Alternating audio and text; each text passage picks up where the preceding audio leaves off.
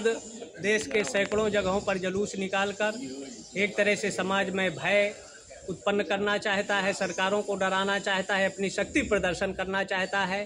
तो 100 करोड़ सनातनी हैं जो किसी भी स्थिति में झुकने वाले नहीं हैं, जिसमें 70 करोड़ बिल्कुल सशक्त हैं, देशभक्त हैं, देश की एकता अखंडता के लिए मर मिटने के लिए तैयार हैं।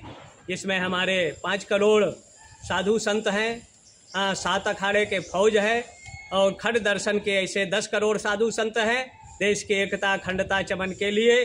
जैसे कभी भगत सिंह, राजगुरु, सुखदेव, सुभाष चंद्र, रानी लक्ष्मीबाई जैसे अनेक तत्या टोपे, शिवाजी देश की एकता अखंडता के लिए कार्य किया। वर्तमान में ऐसे सनातन धर्म की रक्षा सुरक्षा और कोई अराजकता उत्पन्न करना चाहता है, कानून हाथ में लेना चाहता है, बांग्लादेश, लंका या नेपाल का स्वप्न देखता है, वो किसी भी स्थिति में भारत में सफल नहीं होने दिया जाएगा।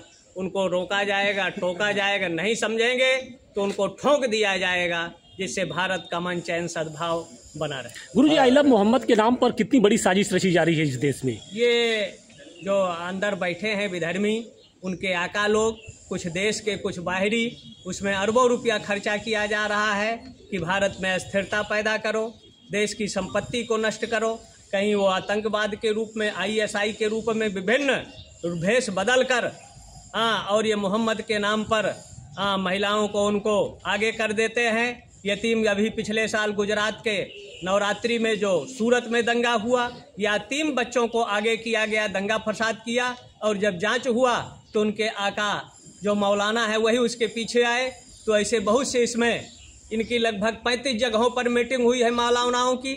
विदेशों से अरबों रुपया आ रहा है कि भारत सरकार को अस्थिर करो, हिंदुओं को अस्थिर करो, उनकी संपत्ति हड़पो, उनकी बहन बेटियों को 10 लाख इस देश की हिंदू बेटियों को बेचा जाता है, किडनैप किया जाता है, उनके अंगों को चीर कर बेचा जाता है। तो ये विशेष जांच का विषय है, और जांच के बाद जो आ जाए, पकड़ में आवे, तो उनकी संपत्ति, अभी जैसे गोड़ा में हुआ, उन्होंने धर्मांतरण के नाम पर अरबों का विदेशों से खेल हुआ, ऐसे इसके पीछे बहुत बड़ी साजिश है भारत को अस्थिर करने के लिए, चुनी हुई सरकारों को और इस देश के हिंदुओं को बांटने के लिए।